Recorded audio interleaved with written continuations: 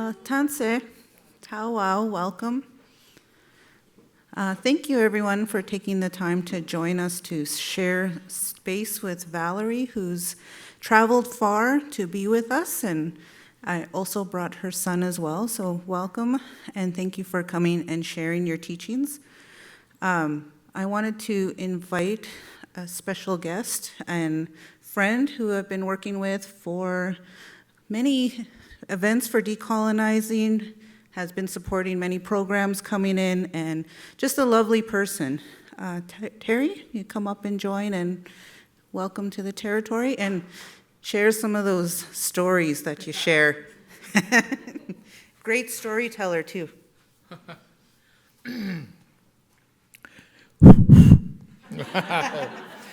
I remember that's what our elders used to do way back 60 when the first microphone was around. They would step up and say,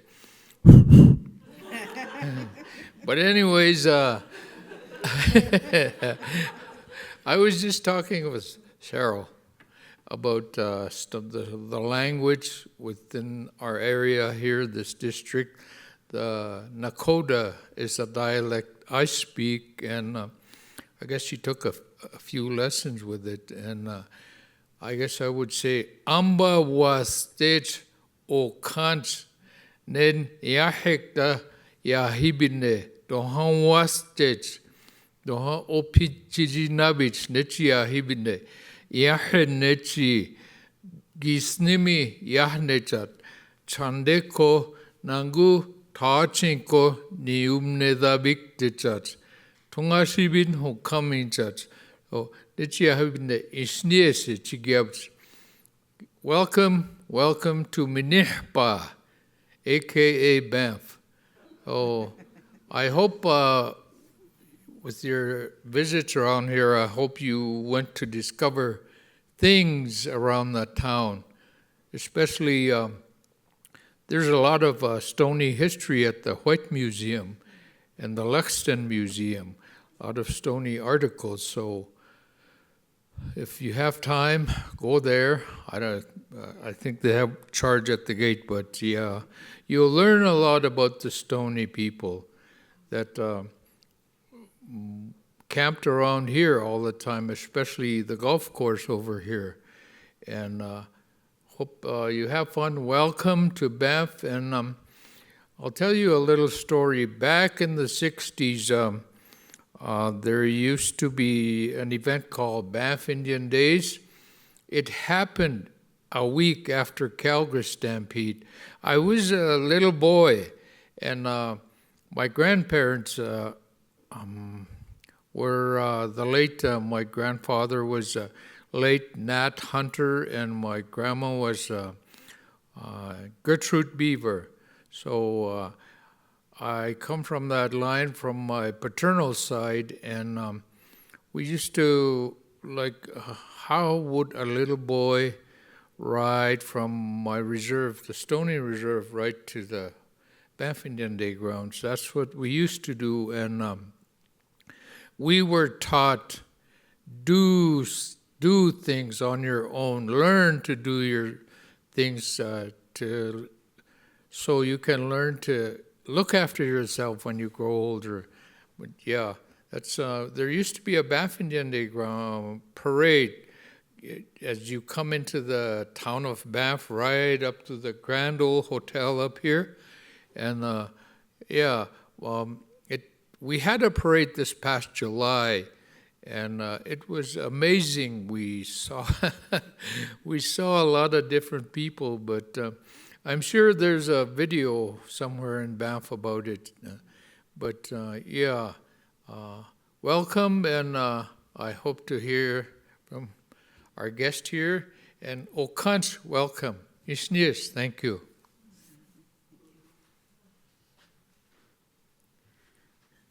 Well, for those of you who don't know me, because I just skipped right over, who am I? I'm Janine Windolf, and I'm the Director of Indigenous Arts.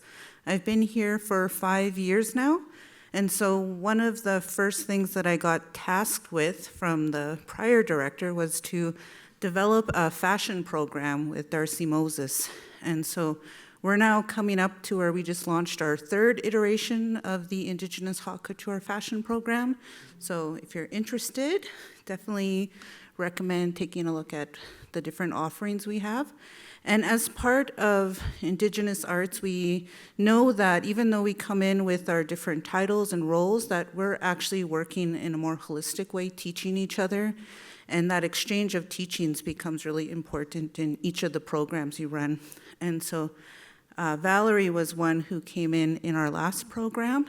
And I always say when people echo good words about you, you're doing good work. And so a lot of good words were echoed about Valerie and her generosity and sharing her teachings, what she was doing, and having really deep and meaningful conversations, and then supporting the group around them. And with your work that you've been doing for so many years, it felt very appropriate to welcome you here to the Banff Centre to come back as our special guest and to share with the Bow Valley community and participants who are here today from around the world what you've been up to, and yeah, just a meaningful reflection on your career. And if you had, well, I know there's a nice example from what you did in the program. Hint, hint, talk about that. But yeah, I'd like to welcome you up to do the presentation and look forward to our conversation that follows.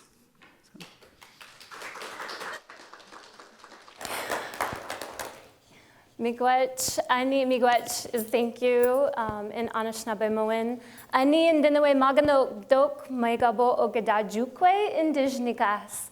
Gawa beginika aha indunjaba, megizi indudem. Hello, all of my relatives. My English name is Valerie St. Pierre Smith. My paternal family is from White Earth in Minnesota, and we currently reside on the unceded lands of the Umaha people, which most people recognize on a colonial map as Omaha, Nebraska. And my son did come with me. He's supposed to be in school, but when he heard I was coming back to Banff, he literally looked at me. I was like, "You're going to be in school, buddy?" And he's like, "So?" I was like, "Okay, understood." Anyway, I like a lot of folks, perhaps you included, did not know exactly what I wanted to do when I grew up. And here we are. I thank you so much for the kind words, Janine. I really appreciate that, and the reflections from the Haute Couture residency, because for me that was a lot of like a coming home in a variety of ways, and in a lot of spaces and places of my life, it was a confluence and convergence of that, but I'm getting ahead of myself. So I have to get the magic clicker. And the teacher in me really, really, really would like to invite you, if there is a concept or a word or something that I am talking about that you're like, what on earth is that? Or for some reason you've lost the context of it, please feel free to stop me and ask, say, "I'm sorry, what do you mean?" I know we're gonna have a great conversation at the end and we'll have a time for other questions and stuff then, but if you get lost in the beginning, please don't hesitate to ask, because otherwise the rest of it's not going to make any sense whatsoever, and that's not good. So I do want to start off by saying miigwech and recognize our land that we are standing on and our relatives and caretakers and guardians of that space, as well as the ancestors of all of us in the room. We wouldn't be here without them. Janine and Ali and Carrie and Yvonne and Angela, sorry, your name's not up there, and Elder Terry and everyone who has made this possible, and a special shout out to my sister in stitches, Tishna. She was an amazing mentor and guide during the couture residency. We met back in March, so I really appreciate you being here. So, yes. Costume design is what I have been doing for the vast majority of my career. And I'm not going to tell you how long that career is, because it makes me feel old, and I'm not mentally in that space yet. However, it was an early obsession. Yes, those are me. Judging by the car in that top picture, it probably gives you some triangulation of how old I am. But I've always loved fashion. And I found out later why, but I've always loved clothes and color and how it made me feel, and the escapist when I was having really crap days or when life was just a real big bugger, there was something about putting something on or changing what I was actually physically wearing during the day that really had a power. I didn't have the language to explain that at the time. I just said, ooh, sparkles. Yes, I want those. And literally, it was an early obsession, but then I also wanted to be an equestrian, a vet, a computer programmer, a gymnast. I would say Miss, and I literally put any pageant because all I wanted to do was wear the sparkly dresses. I wanted to be a ballet dancer. Don't ask me why, but in 3rd grade, it was very important that it was not a ballerina. I think I was going through my more masculine phase. Because I was like, I do not want to be a ballerina, I want to be a ballet dancer. Artist. I wanted to be an actress, but only because they got to be on talk shows, right? And like talk a lot, and people listen to their opinion. I don't have a good memory. It would have been a very bad, very, very bad performance. So kudos to those of you who perform and can remember anything. I did want to be an astronaut. I can thank Space Camp, the movie, for that. I wanted to be an explorer. When I was in high school, I discovered fashion design was a thing, and this was before like Project One Ray and all the various things that are out there now. I was like, oh, what magic is this? I found it through a book. I did want to be a college professor. Then I briefly wanted to be a youth minister. I have always wanted to be Jane Goodall. And a little bit later, thanks to some high school jobs, art historian, and this is no disrespect to any of you that might be in this field, the museum curator worker person, because I was obsessed with all of it. I worked as a preservationist for a short amount of time and became just fascinated with the science behind it and the chemistry behind it and the stories, and it was just so, but then there was the curation. I don't think there's a title for that, so. But through all of that, and I really appreciate, at least I was taught that there's not just, you're not just like a toddler and a baby and a kid and then suddenly you turn 18 and you're an adult. Those young adult years are the wandering years, and I embraced them with full hands. And it was through a random series of events that I found out that costume design was a thing. And I also said 1/16 margins of error, why I switched majors 5 times in college. 4 colleges, 5 majors, but who's counting? Don't take notes. You can change a couple of times, but so I know, right? And so this is where I've landed. This is where I am now. This is kind of amalgamation of costumes and fashion, and I've gotten into textiles and herbal beauty. But at the time, in my wandering years, especially through college, I wound up in a program at a small college that I was abysmally miserable in. And I'd gone to this college. They're like, hey, did you know you can make your own major here? I was like, sweet. I want to do, remember that museum curator worker person thing? I was like, I want to do museum studies. That would be really cool. And they're like, great, you can do that. You can take art history and put it together with I don't remember what. And I was like, cool. So I took, everybody loves a good form, right? Especially in academia. I took my form to my advisor, who was the single art historian at the college. She looked at me, she's like, Val, that'd be great, but we don't have an art history program anymore. I'm sorry, what? She's like, yeah, we're just a minor now. I was like, oh, okay. So they're like, you should try, international studies. She was like, that's cool, I like to travel, I'll try that. Not what I thought it was. No, not what international, But it was during that time that there was a class. It was like a 7-week class. I don't know if any of you had this experience when you were at school, but they would like do random classes, just I think as like teasers and fill-in. And I was like, costume design? What? What is that? I used to draw Ice Capades costumes for fun. This could be, like, it was almost like I want to do this just because I don't know what I'm doing. Like, I'm so lost, and I'm so stressed, and this sounded like something I could really sink my teeth into. I was really, really struggling. I'm a first-generation college graduate, and getting through college was rough.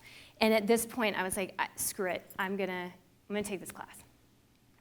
I already knew how to draw, and I already knew how to sew. But I discovered for the 7-week class, guess what the only homework I was doing and getting done and turned in on time was for costume design. And I was like, if I am this committed and this fascinated by what I'm doing, maybe I should follow that rabbit down the rabbit hole.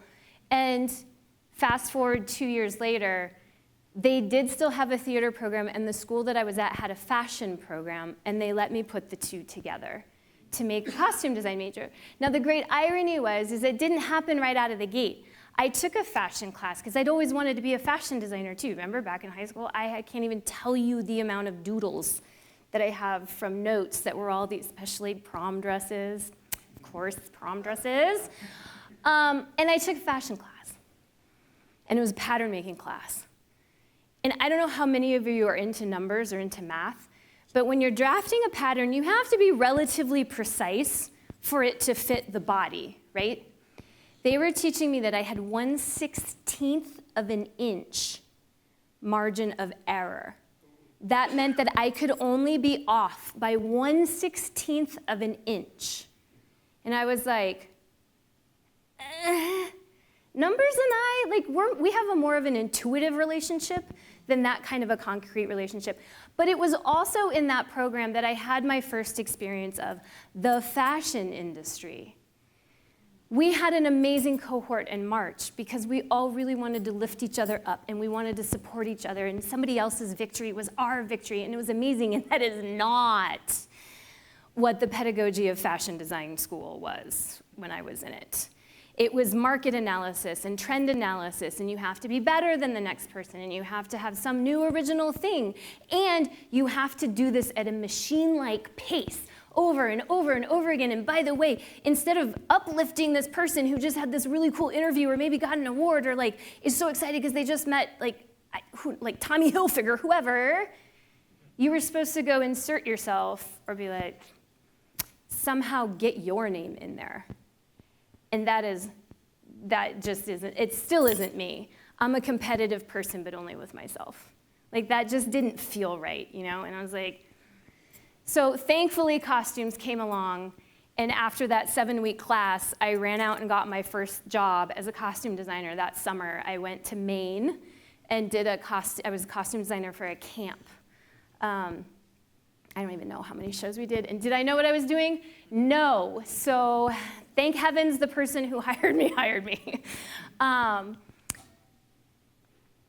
But it was interesting because as I dove into costume design, I decided, I also loved learning. I think it's why I wanted to be a college professor. I really wanted to go to grad school. I don't know why. People thought I was nuts. But as I was diving into costume design and I found out you could go to school, grad school, for costume design, it was like, yes, this is amazing. And that's when I started to trying to figure out what geeks me out about costumes and fashion. Because they're really the only difference I find, the only difference between costume design and fashion design is in costume design, I'm creating that character's identity. But they're still a character. In fashion design, you all have an identity that you're trying to clothe. But it's still coming from similar places, and we're still doing similar things.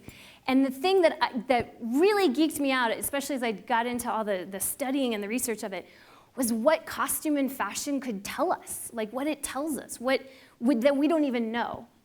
And I think of it as like this giant lava light because it's on a social level and on an individual level. And sometimes I don't think we realize that. When you're studying fashion history, it's usually very colonial, it's usually very Western European based. It goes, got to start with the Greeks, like nothing existed before that, or anywhere else in the world, and you move forward. But the thing that it is that as I got to have a little bit more language to put around it, that I found so fascinating is literally what it reflects. It reflects as a society, it reflects all of these things. It is literally a visual language. When I was standing up here, you all had an impression of me before I ever opened my mouth.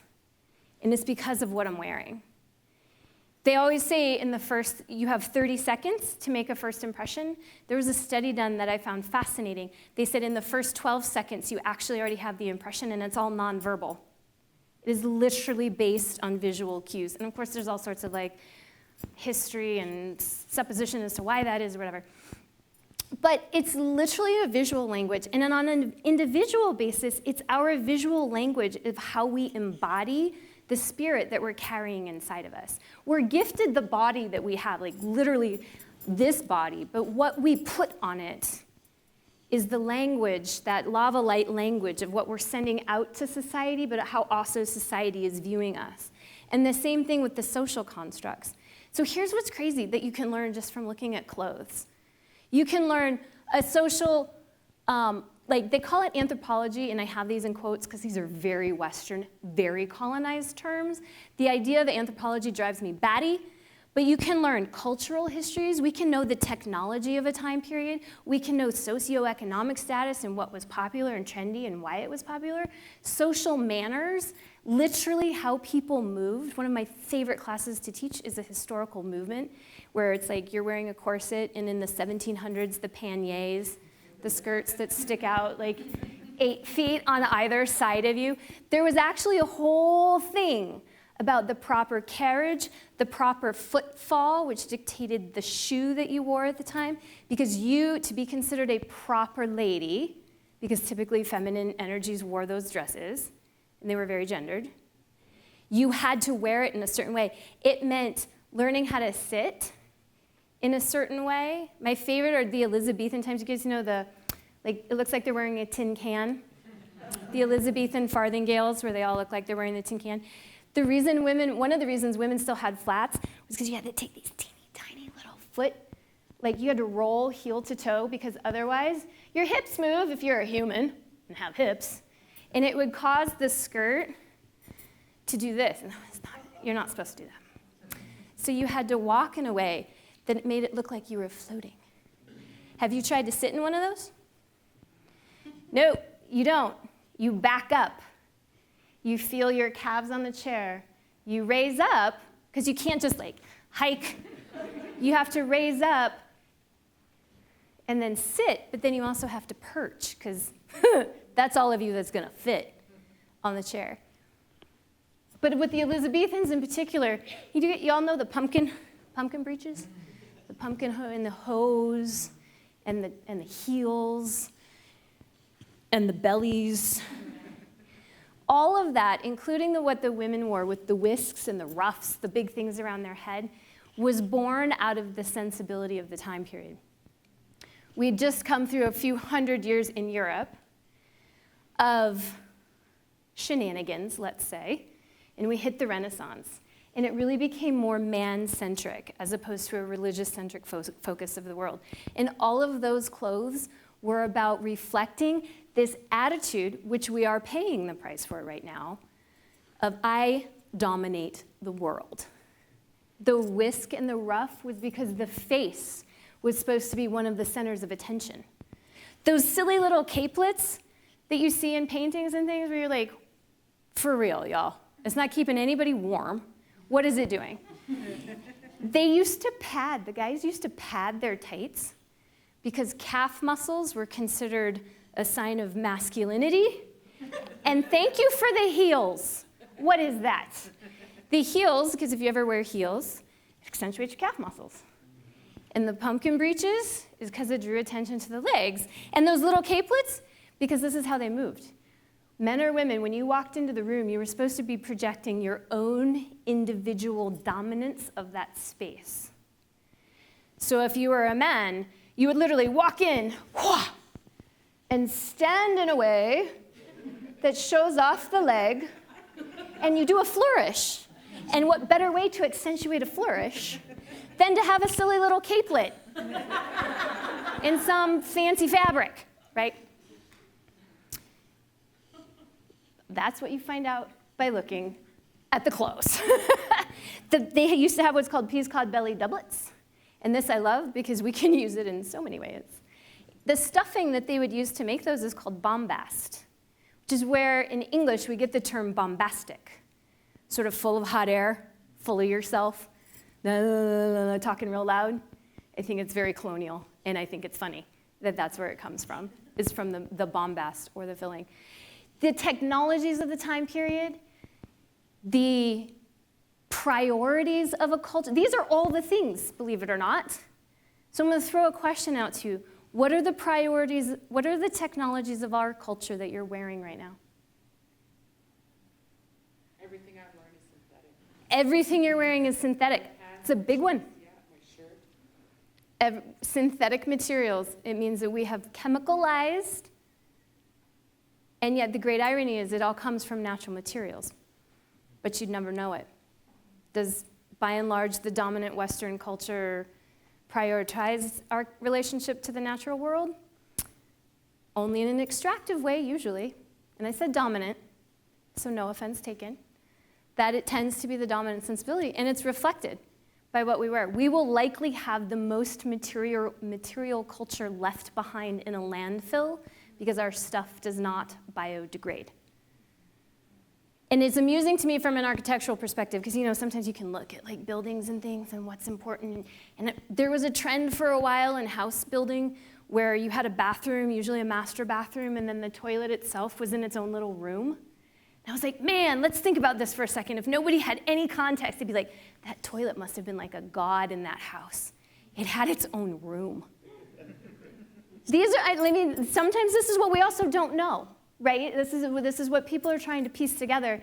And from where we're standing, it's a lot of times where the anthropological view also starts to fall apart. And it is one of the things that I'm really watching change, and I'm really hoping and excited to change through dialogue, through education, and things, because the idea of anthropology and a detached observer doesn't exist. We are what we are taught. We are what we have experienced. We are what we know. And we can conjecture what we know, usually. So a lot of times in the historical record or in the interpretation of what's being seen, the first filter and the first lens that's being used is the one of your own culture in which you were brought up. I have said for a number of years now, we talk a lot about ancestral trauma and where that comes from. And there is a lot of that present in our individual stories, in our collective stories. And for me, that dominant, hubristic, still almost Elizabethan, man-centered, human-centered focus is the ancestral trauma that European culture carries. Because it is toxic on so many levels. And not necessarily bad in the sense that, yes, we've had a lot of advancements from it. But when you look at things like this, that history, you can't look at it without it being personal. Does that make sense?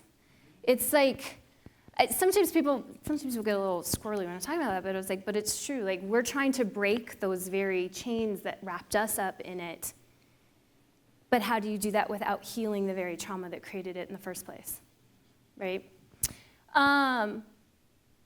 On an individual level, so there's a visual language and the embodied language. And I started off with how I feel like clothing and fashion from a Western context and under a Western European lens really evolved. Whether there was a religious influence, whether it's a government influence, it evolved not as just a language to express yourself, which a lot of people think, like, oh, fashion is the way I can express myself. Yes, it can be. It's your embodied language.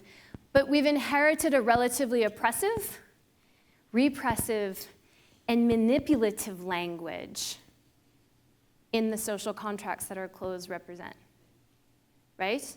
Like, especially the Victorian era, you're supposed to be covered from head to right? Like women, from neck to floor. Throughout the 1500s, ever since colonization, particularly British and Dutch, if you look back through the historical record, there were sumptuary laws that were passed because the indigenous populations felt that they were equal to the invading populations of Europeans. But the Europeans still claimed that they were in charge, so they would pass sumptuary laws, meaning you could only wear X, Y, and Z. And it could not be the same as the upper crust or the upper socioeconomic level, or even just of the British or the Dutch or whoever the colonists were. It was actually turned back around. And what I love is in the Caribbean, you'll see paintings from the late 1700s and 1800s of the head wraps. And they became very, very decorative with beads and beautiful patterns and stuff. And that was because the women were outlawed from having their natural hair be displayed. And so they went, okay, fine. If we have to cover it up, this is how we're going to do it. Which is why I also put up there that an embodied language can be rebellious, it can be resilient, and it can be energetic, and it's a way of being seen. And that's true for both. We pass down our ancestry, we pass down our ancestral knowing and our ancestral knowledge, and our energy that comes with that. And that's what I find fascinating right now, is the energy underlying what we do as a culture and what we choose to do as individuals when we're putting clothes on our body. As a costume designer, you get to do all sorts of things. So you got to be this like historian and this anthropologist, but then you also have to be a sociologist because you have to understand whatever society is reflected in the story. And you have to be figuring out, well, it's this person's personality characteristics, but it's also their relationship and relationships to all of our relatives, meaning land, climate, humans, like all components of what some people would call environment. So the language of relationships, it's also reflection. We want to be seen out there, and we want to see ourselves out there because we want to belong, or we want to feel ultimately connected. So on both a social and an individual level, these are the things that are underpinning and what I have noticed really drive us and are reflected in fashion and costumes. Like I said, it geeks me out. I find all this just like, whoa, that's so amazing. When I was costuming a show, it's called The Conversion of Kahumanu, and it's a beautiful show by Victoria Knubel. And it is the story of the last reigning monarch of the Hawaiian Islands, Kahumanu. And she reigned during first missionary contact. She converted to Christianity for a variety of reasons. Most of them were because she thought it would serve her people better. But when you look into their beautiful, rich heritage, usually if I say 1810 Hawaii, indigenous, a lot of people, because this is what we've been brought up with or what we know, think of maybe they were wearing what we think of as grass skirts or hula skirts, or maybe, you don't really even have a context of what that means, and come to find out they have sumptuous fabrics because they were on the trade routes for so many years already that they would get the silks and they would get the patterns, and they would actually have some of the pattern books and fashion, like fashion plates and things. And so when you actually start uncovering history, there are a lot of different court members and royalty, and that is truly an English word for that they would go to the court in Britain. And when they were dressed, they looked very European, very sumptuous, very beautiful. And yet, that is so far out of what most of our context of that part of our human history is. And so I was like, whoa, yeah.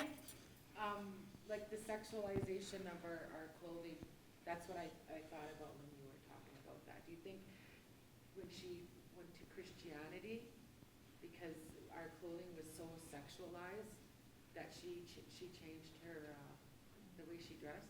She did. She would do both. The missionaries certainly had the influence. What we know of, what most people call, for better or for worse, a muumuu, is actually from that time period. That was the garment that they started building to cover, because typically there were a lot of bare chests running around, and so that they would cover that. But it was all from Christian modesty.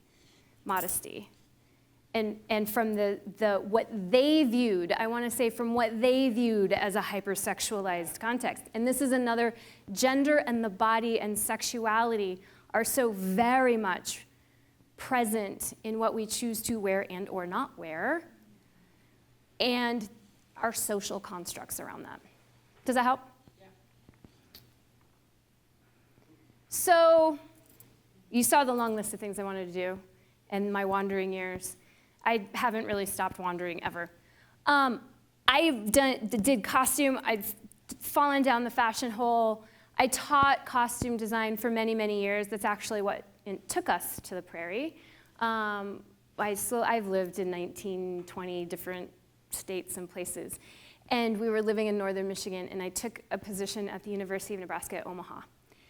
And we moved to Omaha so that I could teach.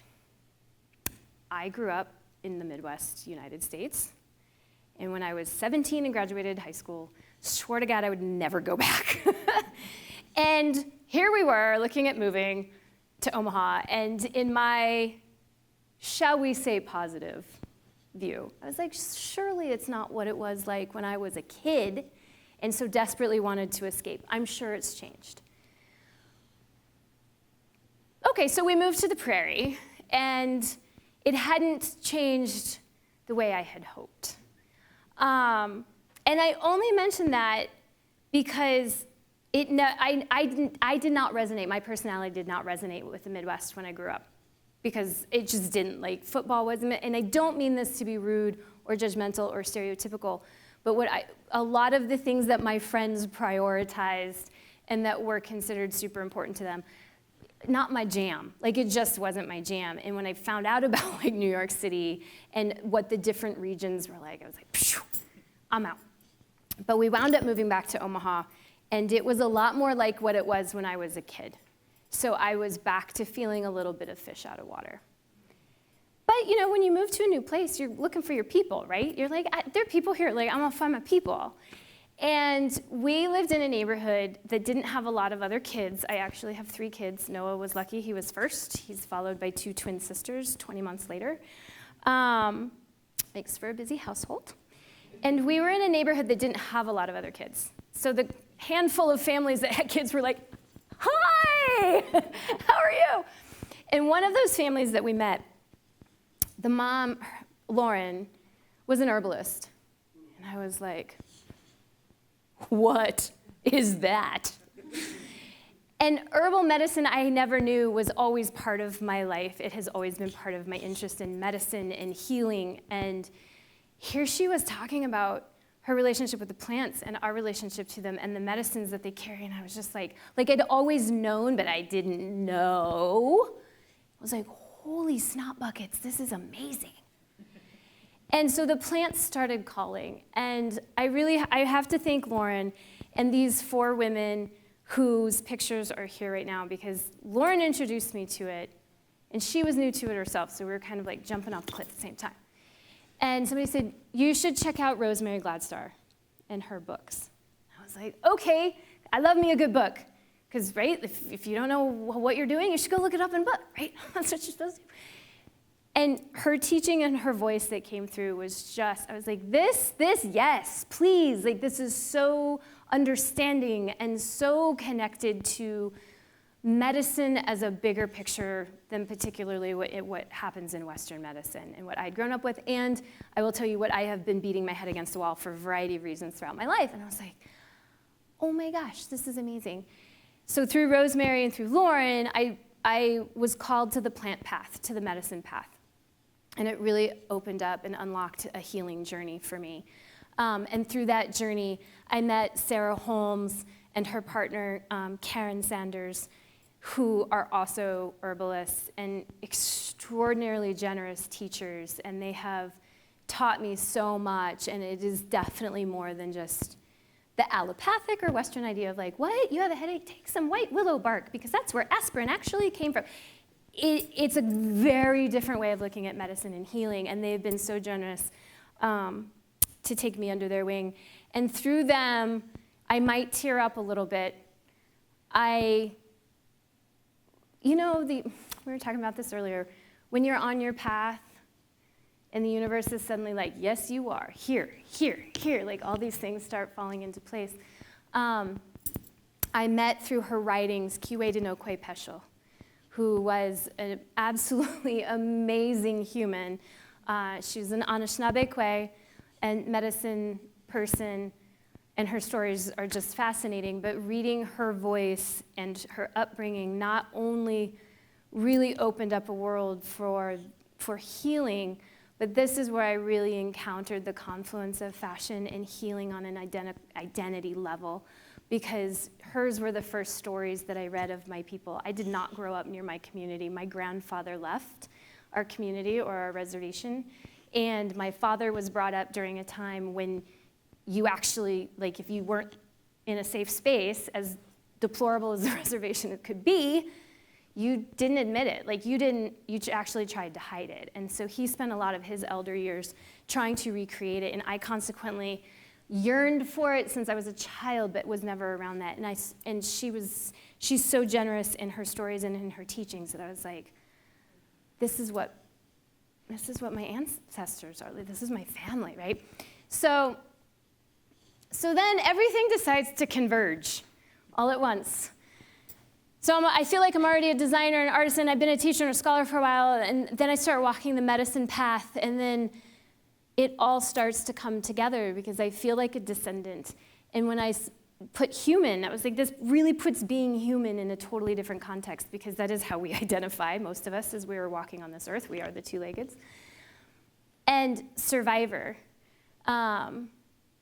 This healing journey really hit home as I started to dive into it, because I was in a car accident and wound up with a lifelong traumatic brain injury.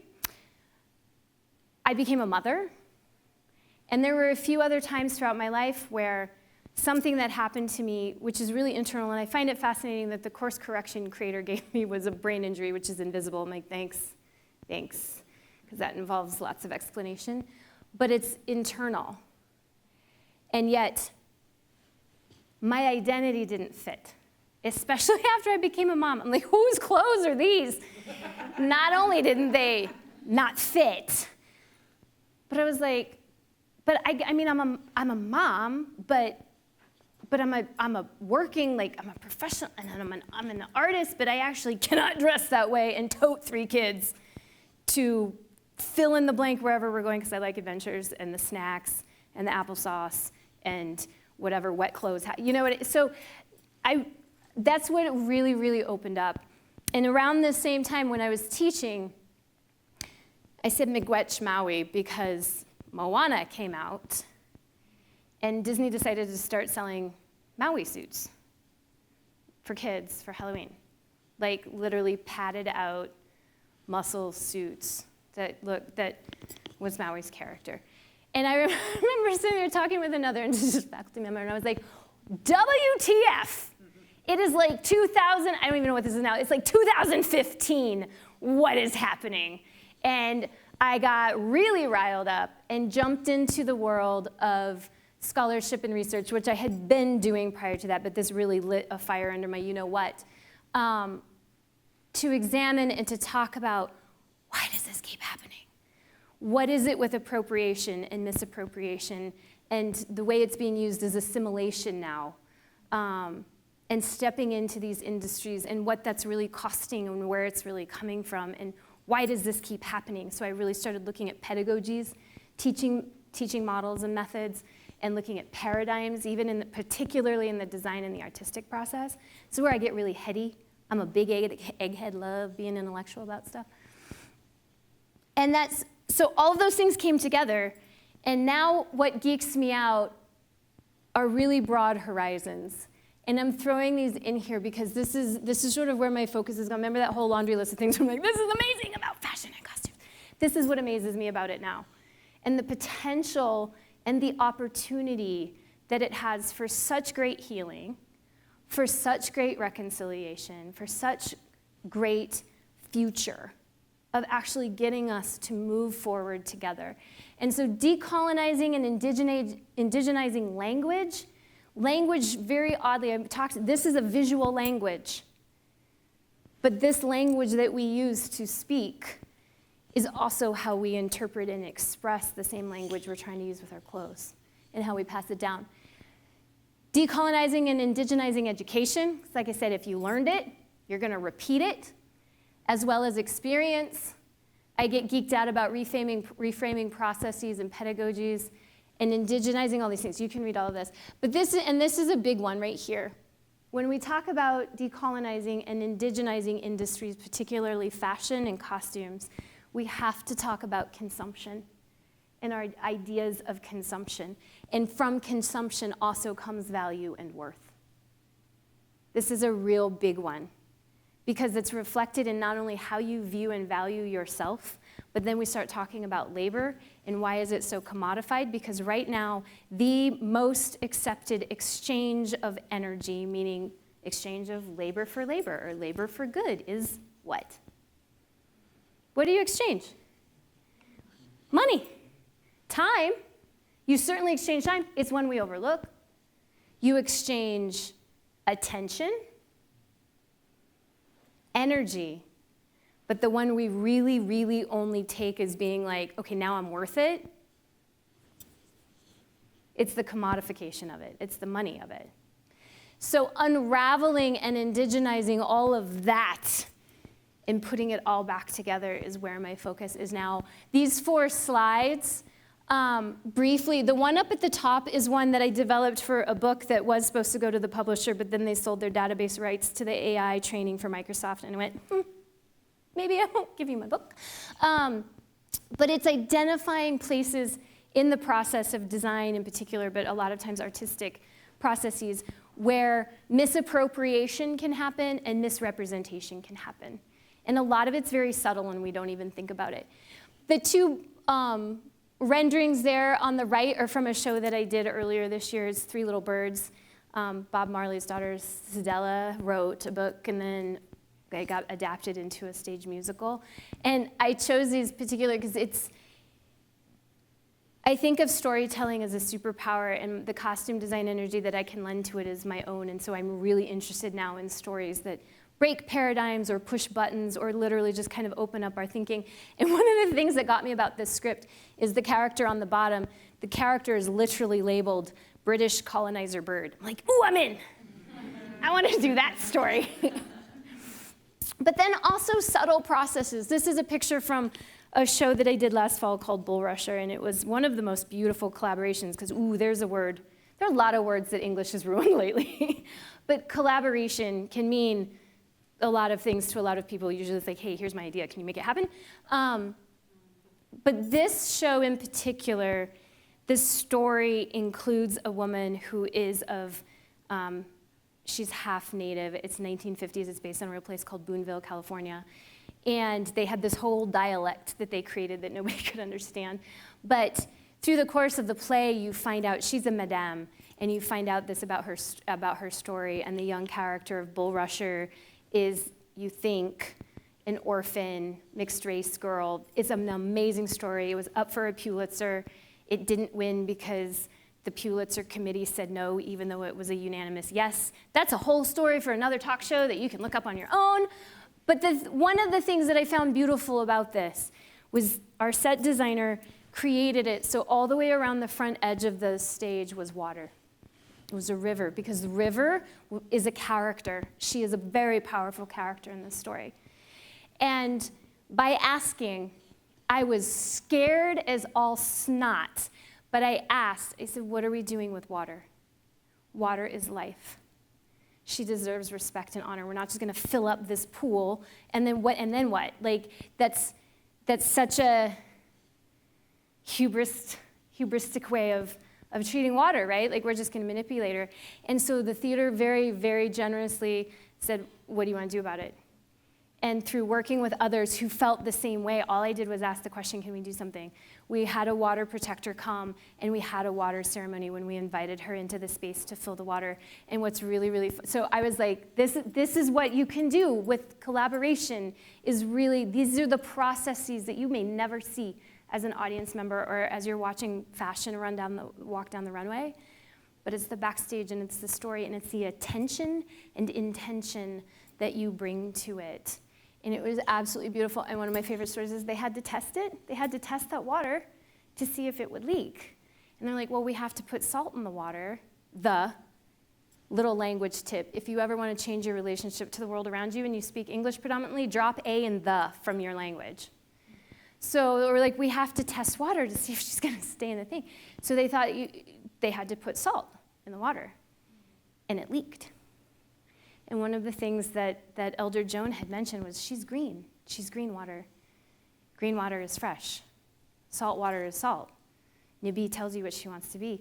And I actually asked the production manager, I was like, how did they get it, like, how did they get the river to stop leaking? They quit putting salt in her. All of their leaks disappeared when they quit salinating the water. And we're like, because she didn't want to be salted. She was green water. She was supposed to be fresh water. And I was like, yeah, I knew it. I knew it. So this is where I am now. I recognize that beauty is medicine. That we, through fashion, and when I say fashion, we're talking hair, we're talking accessories, we're talking makeup, we're talking clothes. It's really our embodied language that beauty is medicine. Every single time I watch an actor put their costume on for the first time, they're like, oh, now I feel like the character. I know some of y'all know what I'm talking about. being performers. You're like, oh yeah, this is what I was missing. I was missing this energy. And in life, it's our fashion. It's what we do and what we bring to it. And it's a confluence of me being little girl lost, the little girl not brought up with her community, not brought up with her teachings, and never feeling Indigenous enough, especially because I know how I present. I am a mixed race girl. My brain injury and motherhood and all sorts of things. And harnessing that healing, I've watched it play out time and time again through an organization that I love and is very dear to my heart called Healing Ribbons. It's in Omaha. And we teach those who don't know how to sew, but they come and we provide all of the materials so that they can build ribbon skirts, and we have elders come and tell stories, and so that we can all reconnect in that way. And here it comes. Are you ready, Janine? Oh, wait, just kidding. Hang on one second. It's also why I jumped into textile design, because we were talking about expression, right? Only recently has there become access to indigenous textiles in terms of design that weren't appropriated. Yeah, 2 years at the most, especially with Teton trade cloth being bought out. But I jumped into that because as I was working with Healing Ribbons, we're like, I just want some indigenous textiles or indigenous, like, I don't want to say inspired because that's a fraught word too, but coming from that sort of perspective and that lens. And now I'm doing installations as well, bringing in that idea of that beauty is medicine. It's inviting all of the relatives into spaces. This is an installation that's open right now, and interacting with our relatives differently. This is where I was going. I saw it so powerfully in March, y'all. When I came to Banff, I was so nervous and so scared as part of this residency because I was little girl lost when I walked into that room. I have never been accepted as Indigenous. I have never been confident in that part of my identity because I don't know so much of my family. And I was waiting and so petrified and scared as to how I was going to be received in that room. And guess what? Nobody cared in all the best ways. They were like, come on in. You're here. And I was like, what? That's amazing. And then to be gifted an entire month where all they wanted me to do was to geek out about fashion and building and wedding what I did and what I brought to the table. And it was like mind-boggling. So these are some of the textiles that I had brought because I had gotten into the textile and the printing, the fabric printing. This is actually one of the projects that I did while I was here, and I can't tell you, especially in costume design where you mainly have maybe 2 weeks to build a show, and that's even all the way up through regional theater, to have a month to get into the craft, because one of the things we have lost is the intentionality in how we make clothes. It's what I love about ribbon skirts and regalia. We fill what we make with our energy, and if what we have purchased was made quickly with petroleum products and thrown on a shelf just to be thrown away in 3 months because that is the life cycle of fast fashion.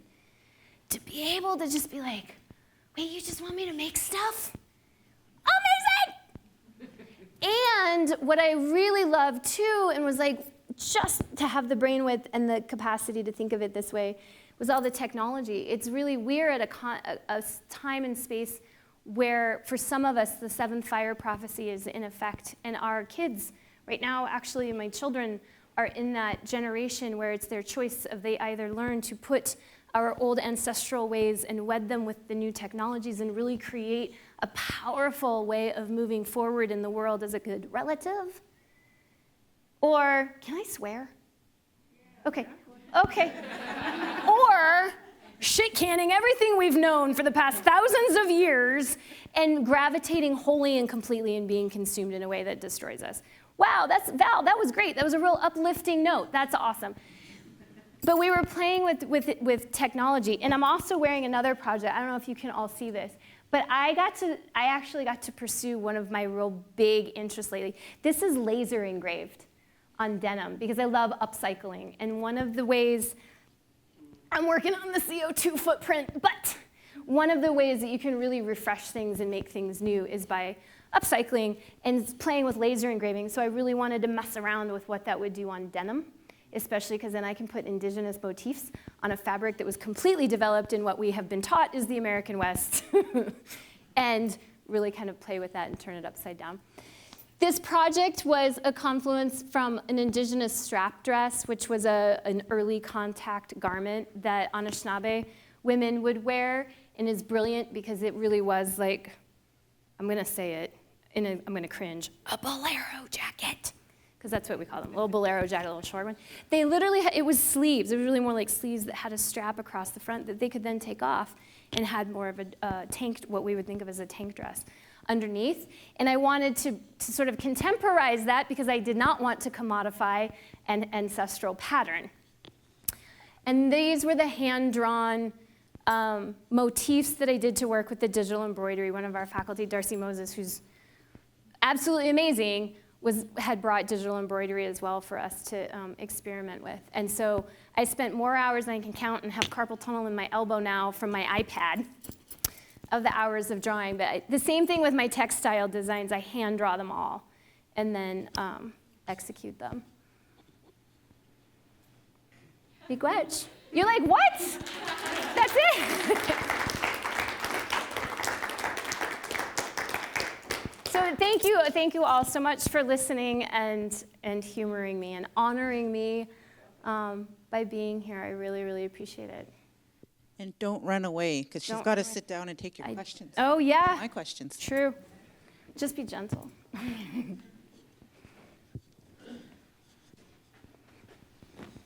Yeah, no, thank you, Tiniki, for the generous sharing here and, yeah, just giving more context. I think, when I first started coming to Banff Centre, I mentioned that was the first thing. There's 2 programs. There's Acnu Mustithis, and then there was the fashion program. So, yeah, they sat me down, told me, you're going to have to sit with Darcy, and you're going to have to come up with a program. And it's going to be great, whatever it is. No pressure. Yeah. No pressure. So I think, just learning a lot about, one, why it was hosted in Glide Hall, because that's typically a visual arts area. But what we found was by having access to the VA facilities, so the laser etching, the 3D printing, really helped open up the approaches that fashion designers were using. But at the same time, they were innovating it. Like, I thought, they're doing things I couldn't even think of. I didn't dream of that in a program. You're doing it. Yeah. So now that it's in its 3rd iteration, I feel like we're starting to see what's possible from that program. But knowing that a lot of the artists were taking like newer technology or VA technology, I guess what were your observations as people were kind of fusing their traditional techniques and stories and patterns that they were sharing, and then, yeah, having access to those type of resources? The first thing, and one of the reasons it is where it is in the slides, that I noticed from everybody in the cohort was the excitement that it made. I'm trying to figure out the best way to balance this, because it's the balance in our real world. It made what has been and or could be very difficult to be accessed, time, materials, and motifs, a lot more accessible, and made in a way that could be replicated, that did not require the months of hours of labor, and also utilizing this new technology, because dentalium shells, which are some of my favorite, I loved watching Heather print those.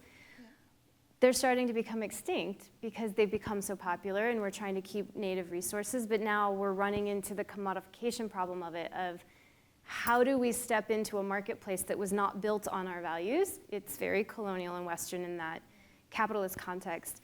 How do we participate that in a way that also still honors our resources available to us and our ancestral teachings? Christine, Taurumik, Tishna, like I loved every single designer there. Natalia, you all know you're out there and I love you. Reggie, Shada, I'm going to little feather. You ask any of them about why they were doing what they were doing. It's because I feel my ancestors and I see the kids. It's literally the back, 7 generations back and 7 generations forward. But to steward that in an industry that is reliant on technologies that do not take us 7 generations forward. That's what I thought was so exciting about it, was 3D printing's not perfect yet, and laser engraving and laser cutting is not perfect yet. However, it's getting us there, and it's helping balance another issue of resources. Does that make sense? Do you think, I think Banff is merging, how do we maintain our culture in this fast-moving electronic world? How do we still maintain our culture? And with Banff, I felt like the cohort gave me that space where I was, how do I use technology to create my garments but still maintain Indigenous? Yep.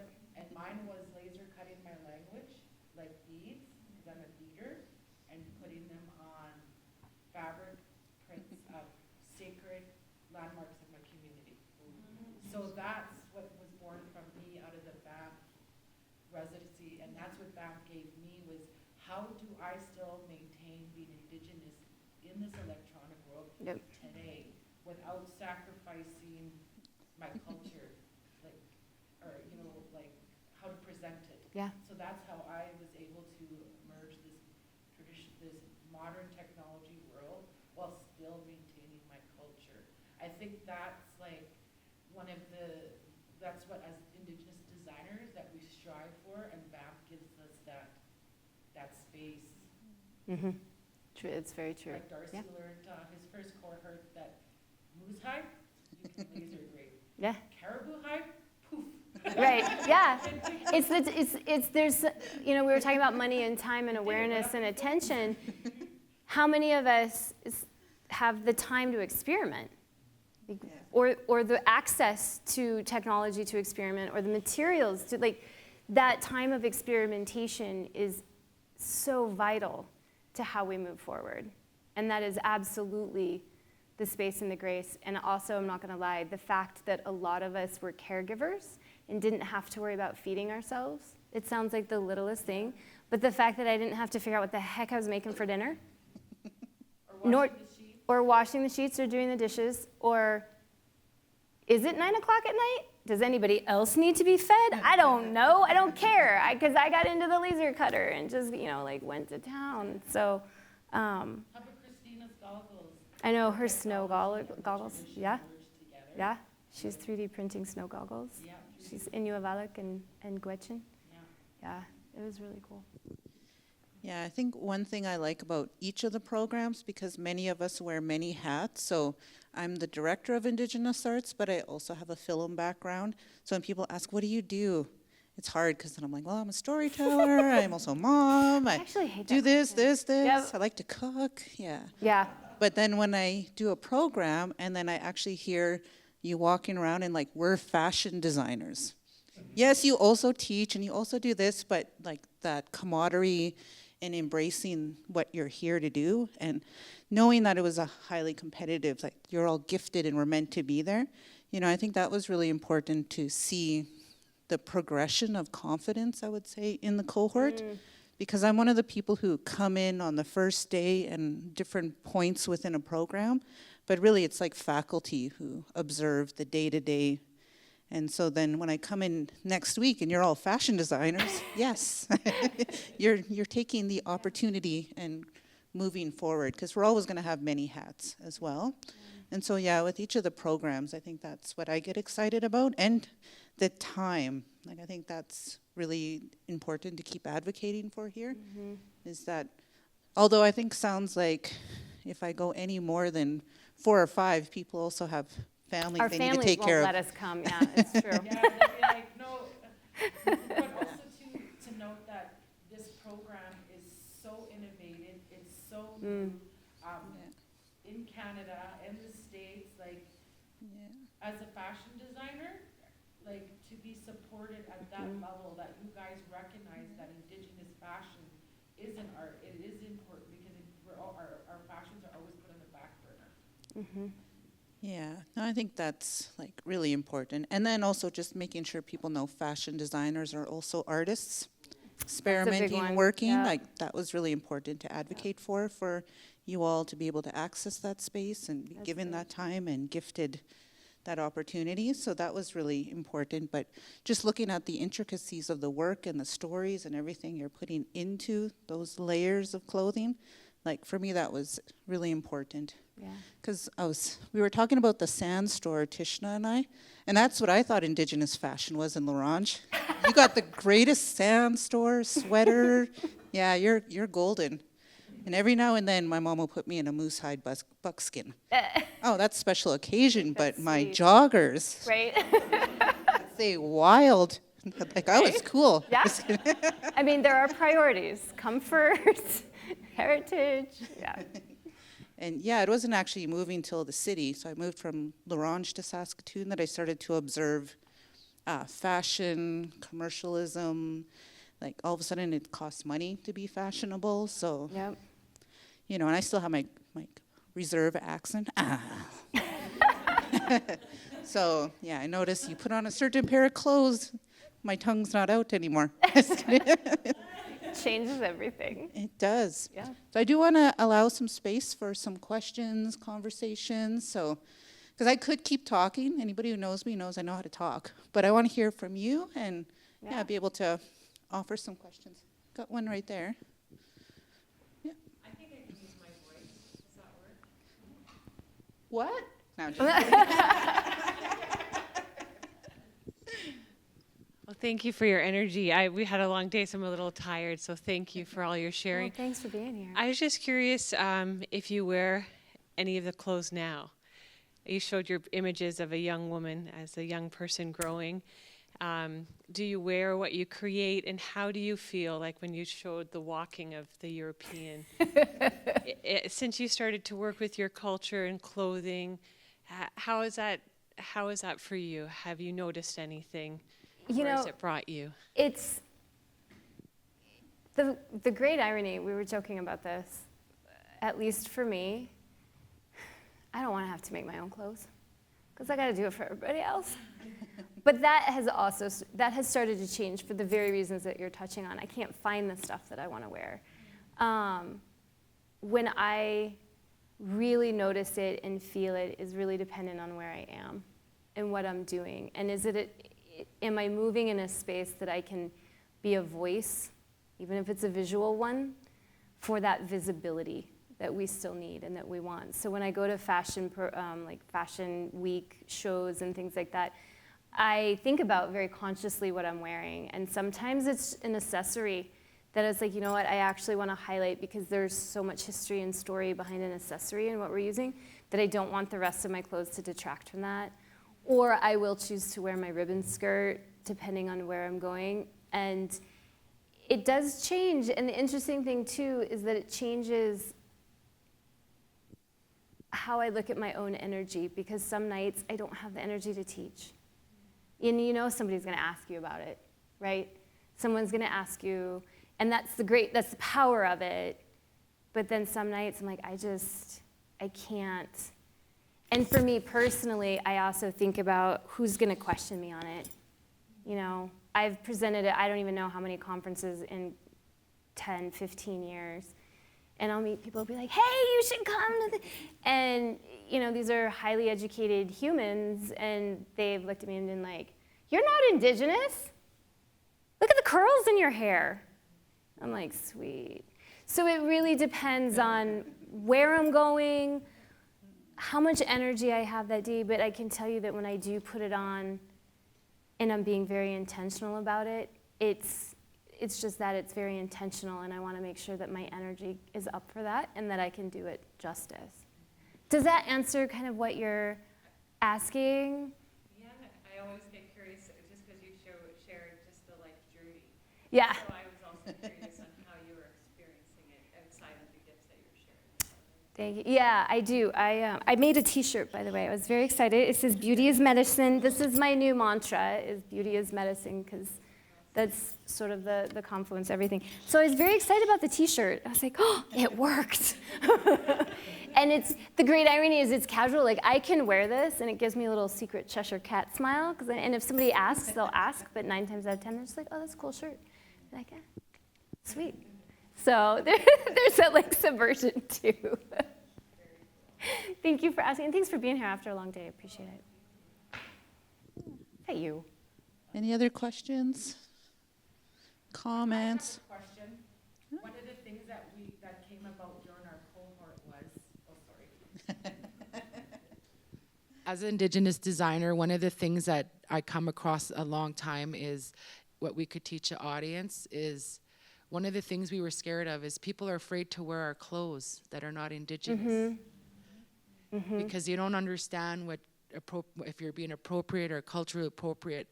Like I'm Indigenous, but I'm not an Indigenous designer. I'm a designer who happens to be Indigenous. So if it's not spiritual wear, ceremonial wear, like we embrace it if you're coming from a place of appreciation. So that's the barrier that we're trying to break as Indigenous designers is don't be afraid to wear our clothes. Please. It's true. Yeah, so Yeah. that was one of the things that we, in the cohort, that was a topic that a Yeah. lot of people, Marilyn? I'll get you a mic.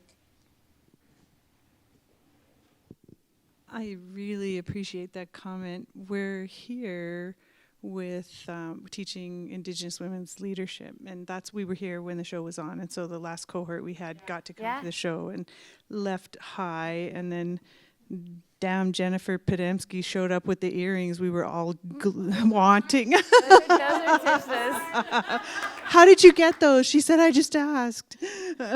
and so, but one of the things that we're learning with the teachings that we're getting is the role of ribbon skirts and how they were in this territory, and that traditionally ribbon skirts were a marking of women who were going to be selected to be taken. And so Indigenous women didn't want to be adorning themselves with all of that. And so I'm really interested in sort of what happened in your course about exactly that, because there are a lot of non-Indigenous people being shamed about putting on Indigenous clothing, but they want to and they love it. And it's a mix of, I want to own this as an Indigenous woman, and you don't get to take it from me. I just got it back. Thank you very much. And pushing the design. So there was a fashion show in Edmonton this summer of all Indigenous designers, and like what's happening. Ribbon skirts alone, there will be volumes written on ribbon skirts from this era, and that is Indigenous women absolutely taking over. So I'm curious, in your course, were you watching each other come to life and go, oh my God, this is me and this is real and I get to own this? And what happened to the students in the course as you were doing that?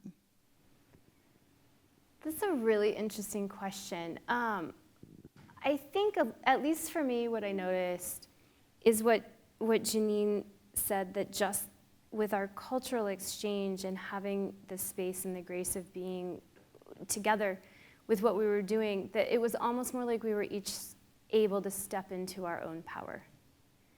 The reclamation is the word that comes to mind when you're talking about, the experience right now that you were sharing. And I think we all were reclaiming as well as self-empowering through what we were designing and what we were putting out there, more so than I think what we were maybe personally wearing. It was from this deeply personal inside identity and ancestral identity point of view. And one of the things that I want to touch on that you had mentioned at the beginning of your statement, and Tishna, what you were talking about, one of the things I talk a lot about in language and sort of decolonizing and reframing our language in design is the idea of appropriation.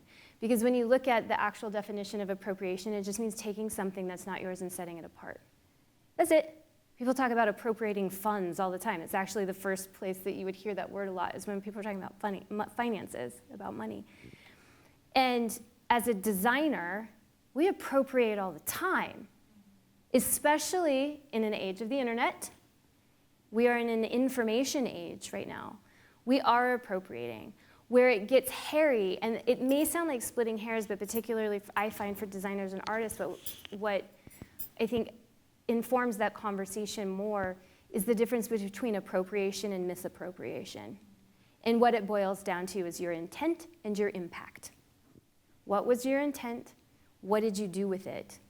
And what was that impact? If you think about it, we appropriate European culture all the time, right? We think European is our heritage as Americans, and I suspect in Canada as well, and yet it's not anymore. There are people here who have been here for generations, but we've been taught and accepted it that was our culture. And yet it's developed in a way, and we look at so many things. We look at our plant relatives, we look at the land, we look at, the Star Nation.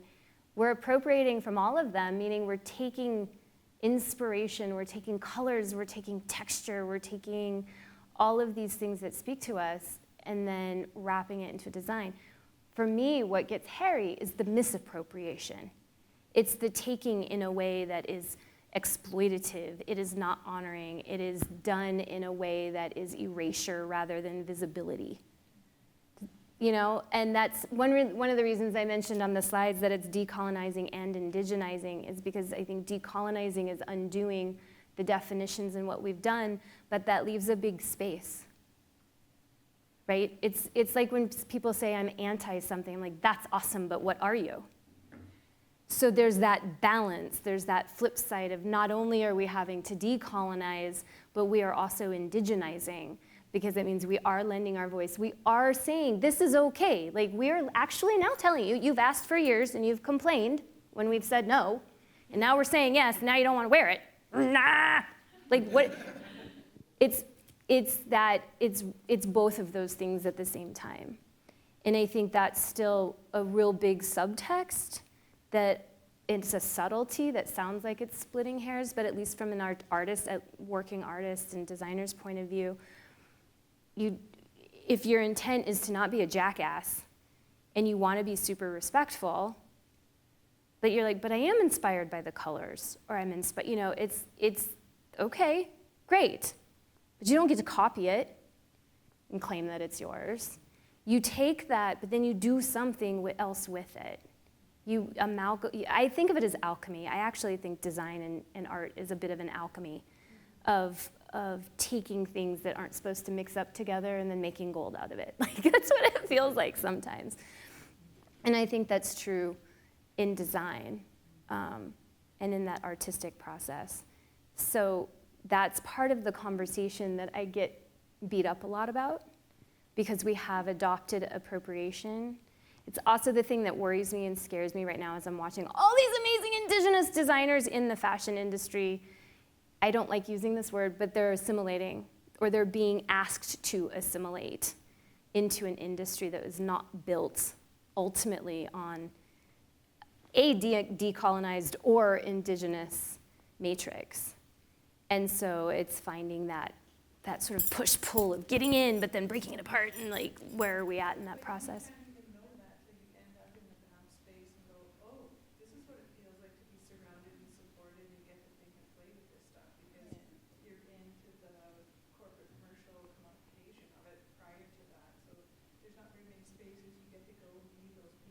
Right. Right. Especially as couture. Yeah. Because we're dealing a lot with fast fashion in the indigenous industry, because first of all, if I beat something, it's going to cost $5,000. Who's got $5,000? So how do I sell it to my client? Well, sublimation. Right. Sublimation is a synthetic, polyester. Yeah. But that's the only way you can do sublimation. So that's why, like, our youth, like we talked about this, like, our youth want to have that self-identify as indigenous, but they don't have access to beings, or they didn't have the culture. So this new fashion, Yeah. it's their way of self-identifying, Yeah, I'd also add in, just like growing up traditionally, we exchange a lot of skills and ways of knowing and techniques. And like for myself, I'm 3 kinds of Cree. Well, 2 kinds raised by another kind. So I'm Tikamik Cree, Woodland Cree, raised by a Plains Cree. And those are all different, like different protocols, teachings. There's similarities, obviously, in each of them. But like when you have that mixture of Cree, I know that I can't navigate one territory the exact same way as I do another territory. So I'm very mindful that even within my own demographic, and then my kids are Dene and Cree, so they got another layer of identity. So sometimes those exchange is also even embedded within us. But then my mom always told me, if I teach you something, you have to teach 3 people, and those 3 people have to teach 3 people, and then it has to keep going. But what I was taught as a responsibility is, if you teach me something, then I have to do oral consent, and I have to say you taught it to me. And if you told me who taught it to you, then I echo, which we call echoes of ancestors, then I echo who taught it to you, like as much as we can, because we're still rebuilding our knowledge systems. So sometimes it might not go 20 generations away, but it might be like my great-grandmother, our chapan, as we would say, taught my grandmother. And so even like little things, actually, when you were saying socioeconomic, with my Nookum, we were a missing family, like from her, to Saskatchewan, and I didn't know what those stories that people were talking about of why she dressed differently, and even how she put her scarf, like all Kookums were putting their scarf and tying it underneath their chin, but then my grandmother was tying it behind her hair, and sunglasses, and looking really good, and she custom made her clothes. And they told me, oh, that's because she actually did make her own clothing in Montreal. And she was going out to events, dated Elvis, like they told me. So when they said she was an outsider, I didn't understand, but through her clothing and how she carried herself, and, then I learned, oh, okay, that's why we're different. Then I learned my family history and then got a little bit more information. So then it was through clothing, actually, that people would point out her differences, and that she spoke a funny kind of Cree, because the Cree's different. But, so that was like something that when you were talking, I was actually reflecting on the stories people were telling of her, and clothing and carrying herself, and even the handbags, like those were all like little parts of her personality. And so that was important for me. So I don't wear scarves, but if I do, come put it under. That's right.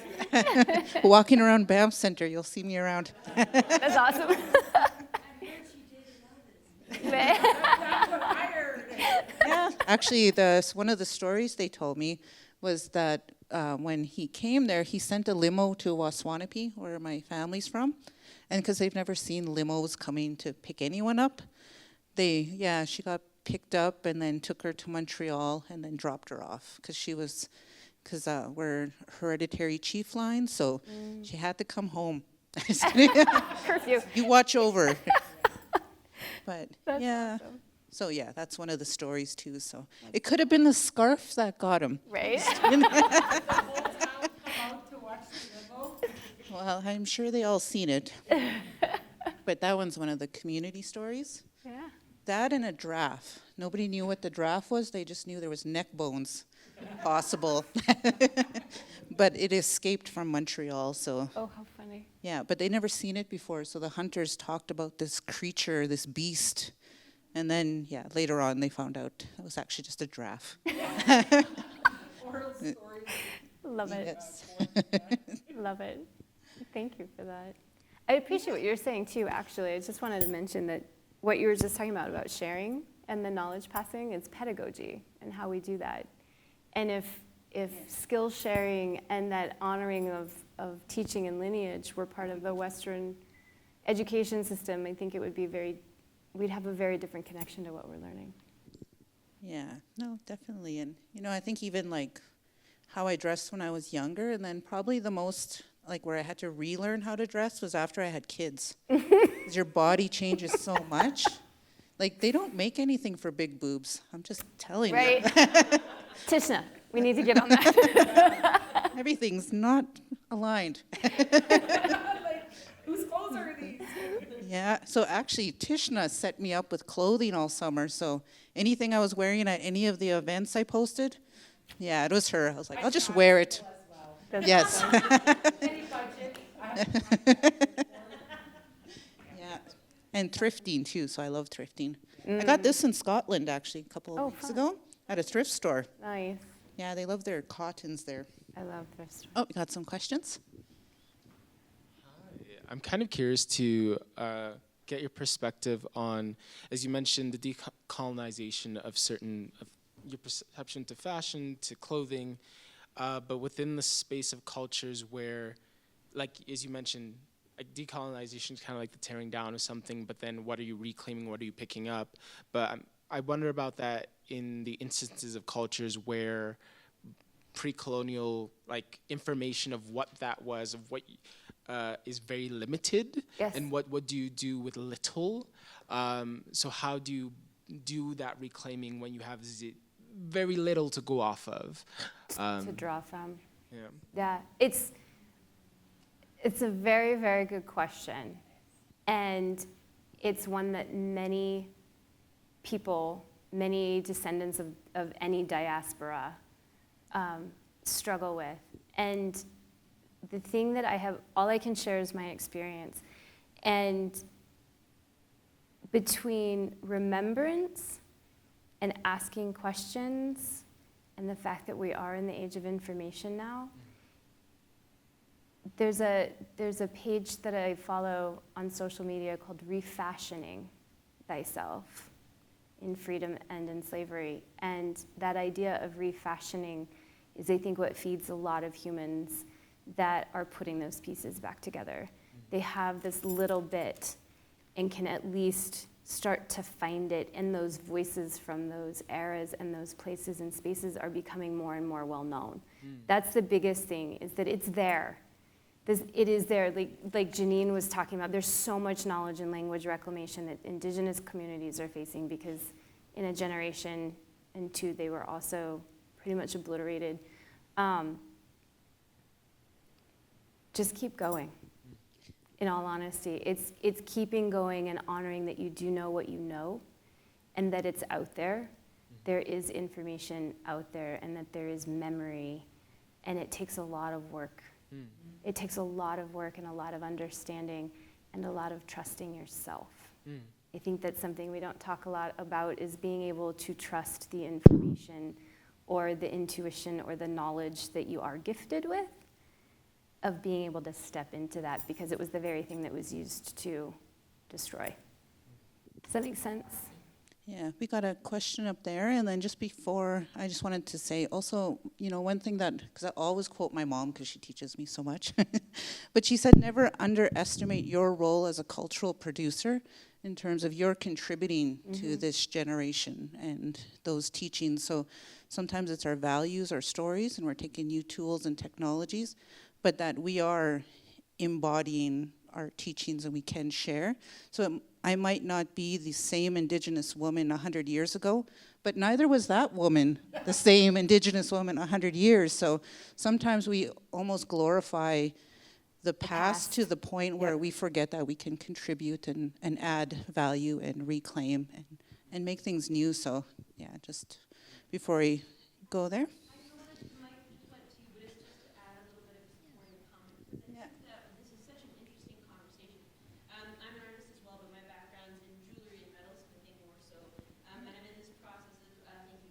Learning a little bit more about language and stuff as well, but there is so much power in asserting your own creative identity within sitting in the little that you know. And I think the things that you create now lends its own creative power to where that is going for the next 100 years. It's kind of like reading language books about continuing to build, say, Cree language, for example, and how they had to create a new word for the internet, and it being this really incredible association to a spider's web. Like that, it's not that we're not going to create that word because we want to stay true to what has been said in the past. Yeah. Thank you. I also believe your question is really at the core of what all Indigenous writers, musicians, actors, what we're doing is exactly what you said. Where are we getting our knowledge, and what are we going to do with it? That's exactly where I feel like where we are at in this moment in life with Indigenous arts. Like, how do we know that this motif and that motif? Sometimes you're born with it, right? Blood memory. I was just going to say blood memory. Blood memory. It's not a Western concept. Blood memory is, yeah. As a designer, I don't know how I know. I just know. Does that make sense? Yeah. Yeah. So yeah, that was a really, really good question, because I think that's where we are in society right now, is in all Indigenous artists, no matter what discipline. Do you believe we're in a movements of Indigenous Renaissance? I'll answer that after we talk about that question. Thank you so much for this talk. I actually was really moved by your comment that clothing is a form of embodiment and that it can be rebellious, you know? And I think that that's really powerful, and it made me reflect back on movements like the anti-colonial movement in India, for example, where, you know, there was a revival of handloom clothing, right? So people went back to spinning and creating their own handloom cotton because they were actually fighting the colonial powers that were stealing Exporting cotton it. from India and sort of creating fabric in the UK and selling it back to Indians at this exorbitant amount, and it was indigenous to India, right? And this is, I mean, the stories are endless across the world, right? This kind of behavior and exploitative way of stealing and theft. But, you know, I see in India, for example, you know, a real revival of traditional craft, you know, in sort of beading and embroidery, in silk making and linens and so on. You know, people are actually going back to it. And I see also in movements here in Canada, you know, for example, you know, when we have environmental movements, grassroots movements, people like Christy Belcourt, you know, and Isaac Murdoch, they've created, you know, emblems and mantras, you know, that we all know and visualize as water is life, you know, those kinds of messaging that's so rebellious that we all really want to be a part of. But, you know, all of these, the Renaissance, as you called it, it's really not quite yet accessible, you know. You know, someone like me, you know, who's already very, very privileged, I would have to wait a couple of years before I could even think about, you know, purchasing some of the things out there. So I think about young people who want to be part of these movements, who want to be part of this, to be able to be part of this and to learn about this. How do we do that without actually falling into the trap of capitalism? And really, how do we do that without aligning ourselves with that which we are trying to battle? You know, we're trying to decolonize, but in order for us to move ahead, we actually have to play with the, you know, with this all the time, right? So how do you straddle that? What are some things that you're seeing that provide us, let's say, with hope about maybe making it all more accessible to all of us? That's a really good question, and I appreciate you sharing. Everything you said was beautiful. For me, what I've noticed, I'm actually part of a working group right now, and we're wrestling with that very question. And one of the things that I think so many cultures outside of sort of dominant Western ones that we've been talking about is skill sharing, and the idea of skill swap, and what is formal education, and why is it that we have to go to school to learn it? That's one of the first things that I feel like needs to break is a commodified education system. And that includes the craft, the skills required to do it, but it ultimately takes us back to our relationship with the resources. Learning how to seed save, learning how to grow the crops, and changing our mindset. You know, the interesting thing is, especially for fashion designers, you've made it if you've got a Target contract or, you know, like something that is replicable on a massive scale. And I briefly mentioned one of the things that I feel like is a crux to truly really starting to dismantle and unravel is our concept of consumption. What do we consume? How do we consume it? How often do we consume it? And designing with the end in mind, meaning what am I using now that can be either repurposed or that can be biodegraded back into soil that I can use to then seed my next round of plants.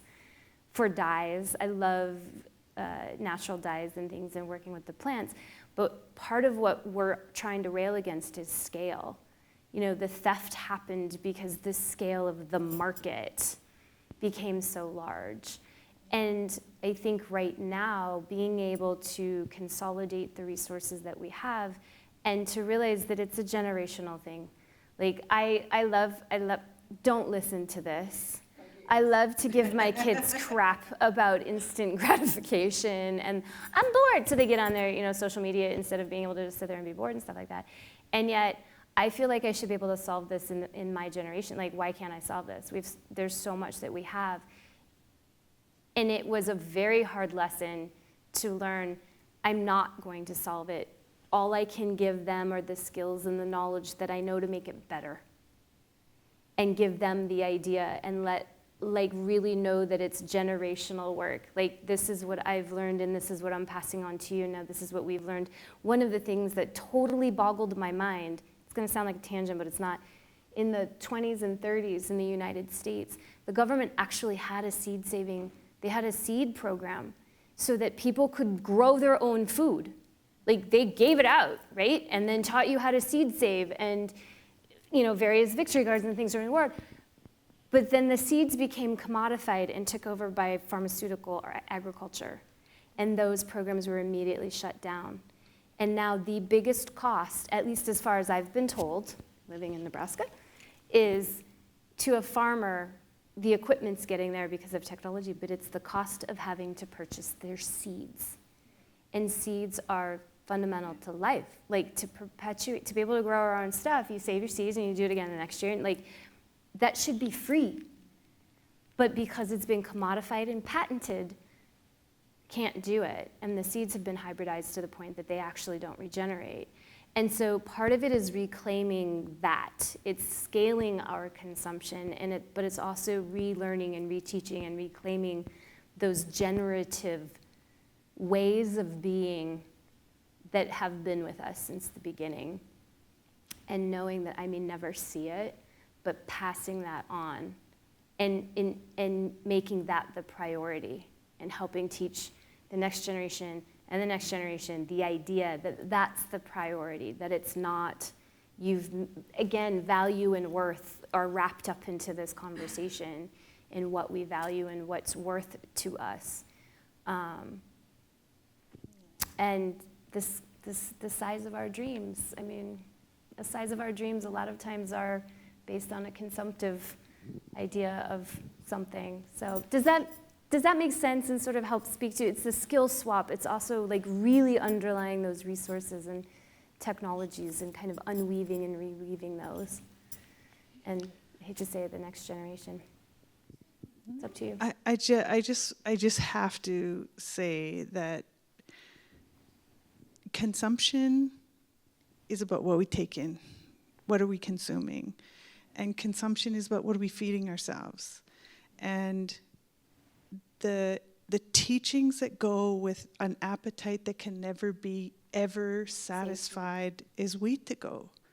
The greedy guts, you cannot ever be satisfied. And so wheat to go was the settlers coming and they can never be satisfied. That's the disease that they have. And when you think about consumption and you think about how you feed yourself from the land, and every single thing that we are going through is pulling us further and further away from the land. Seeds now we can't get access to. And the teachings that I have from the elders that I work with are, you don't have to only be taught by your family. The laws, those are in the land. And so when you want to know, if you go look at traditional designs, they come from the most beautiful beetle bug that's walking down the pathway. Like those costumes, the regalia, it's regalia for traditional ritualistic stuff, come from nature. And so go back there and find out what that was and what they were connected to at the time. And we're discovering all kinds of new things with that. So I just want to say consumption is the problem. Pulling us further away from the land is the problem. And going back to it is the solution. So sorry, there's an old lady standing behind me going, you know better. Awesome. No, thank you for sharing. And in a decolonial talk, there's colonial Janine. We are over time. But I wanted to give space for the additional conversation, but also just to thank you for taking time to be with us tonight and to share in conversation. Like, as artists and organizers, we really value when people take that time, because we know we're taking you away from other things. Mac Lab, I don't know what you have planned. Sleep, it sounds like. So if we can give our special guest a round of applause. Thank you. Thank you. And a big Tinigi Magwitch to our Elder Terry, my friend, for coming with us today. Yeah, and actually I love, Terry, how you sit through the presentations, and I can hear you're also part of this process. But we'll wind down. And yeah, traditionally, if you want to come and just thank, shake hand, or say a few words, yeah, you're welcome to do that. But just a big thank you from my heart to your heart for coming out tonight.